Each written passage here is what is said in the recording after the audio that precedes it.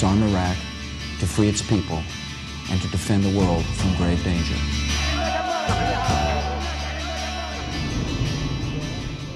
Soldier Chad Barrett was getting a mental health evaluation.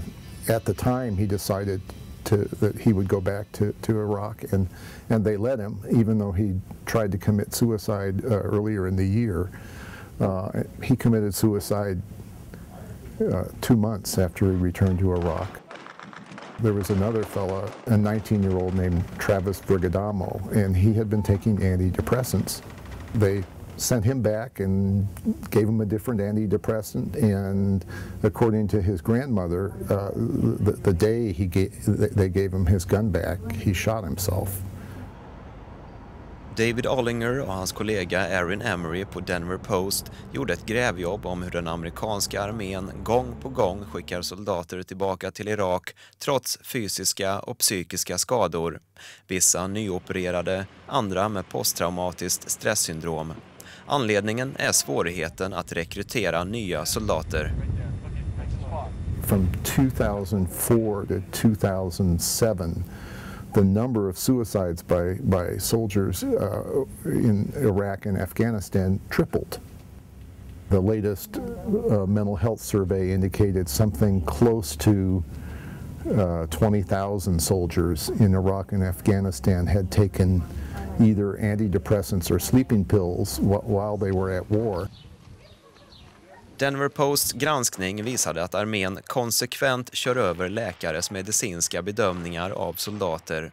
Tiotusentals har skickats tillbaka till Irak trots att läkare bedömt dem som icke lämpade. David Ollinger berättade också att den här artikelserien inte har fått så stor uppmärksamhet som man hade hoppats på.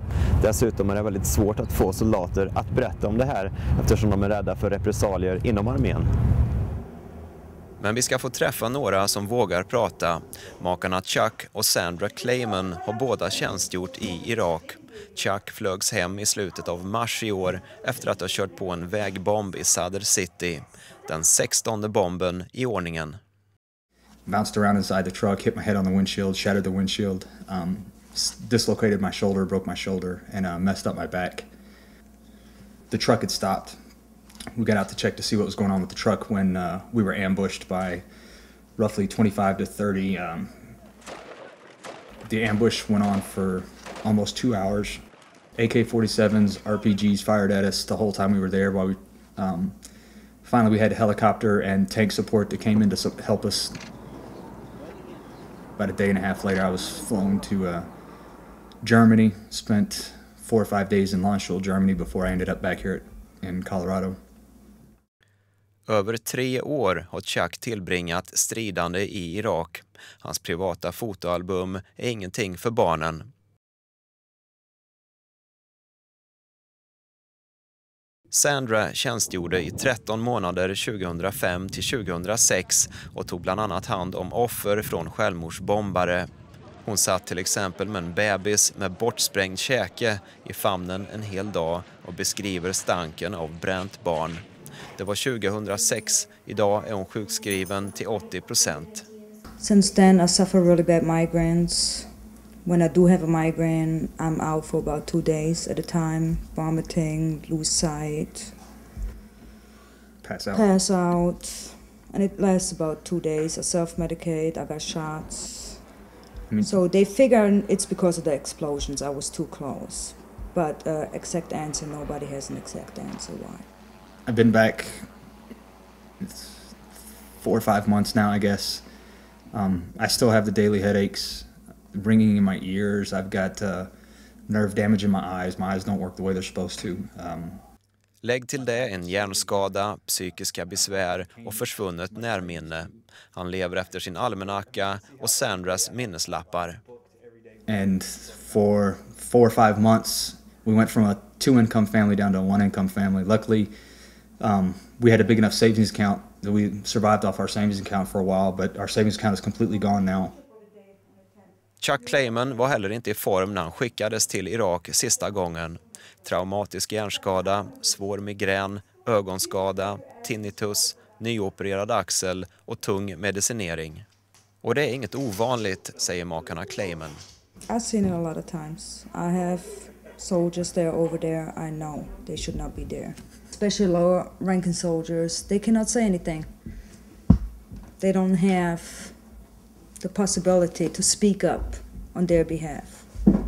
I had a few of my soldiers that were sent back not only with headache medication but also sleep medication because they couldn't sleep at night, whether it was from a PTSD, post-traumatic stress disorder, or some other disorder. And if you're in a position to where you have to take sleep medication just so that you can sleep, you're useless, because whether you have a soldier that is sleep deprived or on medication that makes them sleepy, either way they're useless. It just makes everybody else have to do that much more work to cover his position. And what people don't realize, once you're in a war zone, you don't sleep. You are alert every second of your life, regardless. It can be quiet 1 minute, bombs go off the second minute. Guess what? You put on your gear and you start running. That's how life is. You don't need no sleep medication down there, because the minute you're on sleep medication, you will be dead.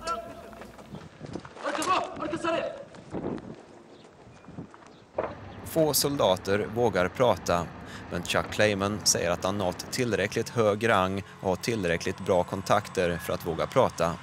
Nobody talks about a married couple with 4 kids going together to Iraq, leaving 4 kids behind.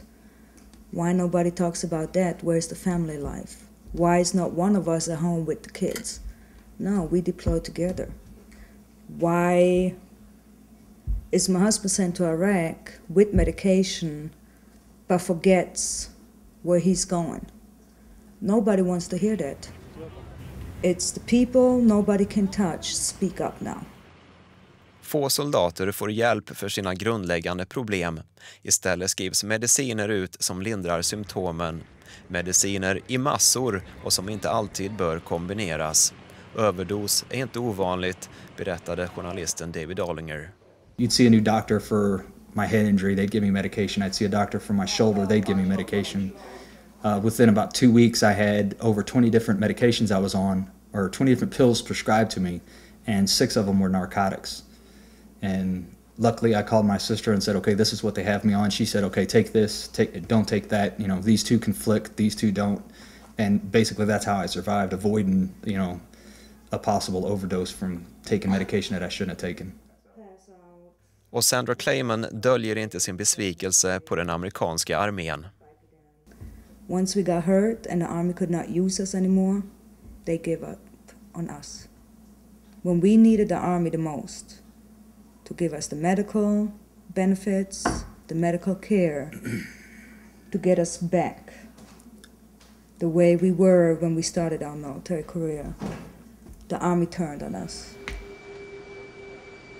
I'm afraid that the effects are going to go on for decades. I mean, there are young people whose bodies and minds are pretty devastated. Young folks who are 25 years old who are going to need mental or physical therapy for the rest of their life. There's going to be a very high price for taking care of the soldiers who've come back. Men Clamons ser inga årtionden framåt. De tar en dag i taget. Our therapy is to talk to each other. We went together to combat, we came home together, and that's one of the few benefits that we do have of going together. You have somebody to talk to. The average soldier comes home and talks to his spouse, that was his high school sweetheart, or, and she has absolutely no clue to what's going on other than what other spouses have told her. We learned from day one, whatever we do, we did it together. Like we go out in public. We don't go places where there's a lot of people or trashy places. There's days that, she bites my head off and I bite hers off. There's days that I don't like the kids. And I don't want to be bothered. But, it's part of just trying to deal with everything that you're going on.